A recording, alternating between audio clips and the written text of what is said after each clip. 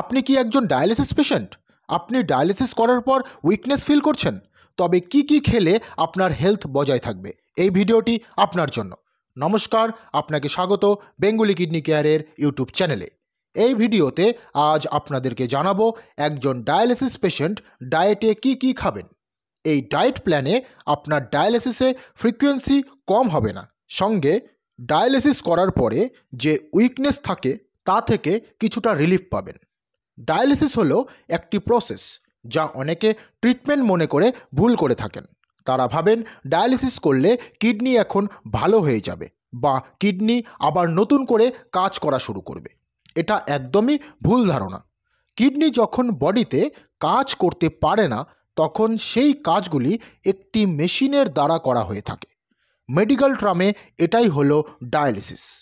ডায়ালাইজারে blood যায়, তারপর machine filter করে সেই ব্লাডকে পুনরায় মেশিনের দ্বারা বডিতে পরিচালিত করা হয়। ব্লাড ফিল্টারেশন করার সময় কিডনি আমাদের শরীরের প্রয়োজনীয় যে প্রোটিন, ইলেকট্রোলাইট ও আদার্স ভিটামিন এবং মিনারেলস সেগুলোকে বডিতে রাখে এবং অপ্রয়োজনীয় পদার্থগুলোকে বাইরে বের করে। কিন্তু মেশিন দ্বারা সেটা হয় না। মেশিন বুঝতেই পারে না যে কোনগুলো ভালো এবং কোনগুলো অপ্রয়োজনীয় পদার্থ, তাই মেশিন সব কিছুকেই বাইরে বের করতে থাকে, যার কারণে উইকনেস আসে। তাই ডায়ালিসিসের পরে প্রোটিন রিচ ডায়েট খাবার পরামর্শ দেওয়া হয় বা একজন ডক্টর তা দিয়ে থাকেন। যারা ভেজিটেরিয়ান আছেন তারা দুধ, পনির, ডাল এসব খাবেন। নন ভেজিটেরিয়ান যারা আছেন তারা মাছ, ডিমের সাদা অংশ, চিকেন স্যুপ এসব খেতে পারেন। এতে শরীরে যে উইকনেস তা দূর হবে।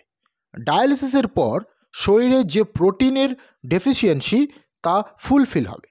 প্রোটিন আমাদের শরীরের একটি জরুরি নিউট্রিয়েন্ট যা মাসলকে ক্রিয়েট করে। এছাড়াও ইমিউনিটি সিস্টেমকে বুস্ট আপ করতে হেল্প করে। তাই ডায়ালিসিস পেশেন্টদের বিপিকে ডেইলি বেসিসে মনিটর করে রাখতে হবে।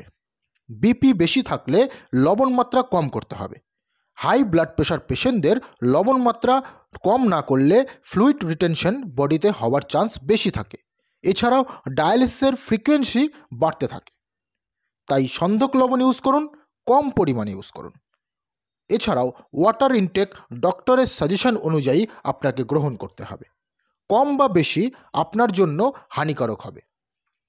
এছাড়াও আদার্স কমপ্লিকেশনও আপনার আসতে পারে। ডায়েট থেকে হাই পটাশিয়াম ফ্রুটস এবং ভেজিটেবলকে অ্যাভয়েড করে চলুন। পটাশিয়াম লেভেলকে টেস্ট করুন।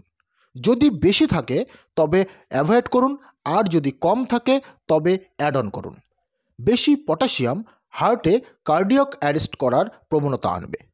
প্রত্যেক কিডনি ফেলার পেশেন্টকে টক জাতীয় খাবার থেকে দূরে থাকতে হবে, যেমন লেবু, মৌসম্বি, আম, আনারস, টমেটো, কমলা এইসব টক জাতীয় ফল ব্লাডকে অ্যাসিডিক করে তোলে, যাতে মেটাবলিক অ্যাসিডোসিস সিচুয়েশন ক্রিয়েট করতে পারে।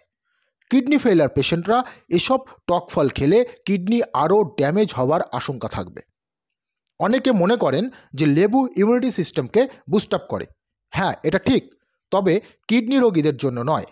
এভাবে ডায়েট প্ল্যান করলে আপনার ডায়ালিসিস করার সময় বা ডায়ালিসিস করার পরে কিছু সমস্যার সমাধান অটোমেটিক হতে থাকবে। আজকের ভিডিওতে এইটুকুই। আশা করছি নিজের সাবধানতা অবলম্বন করবেন, কিডনির প্রতি যত্নবান হন। ভালো থাকুন, সুস্থ থাকুন। ধন্যবাদ।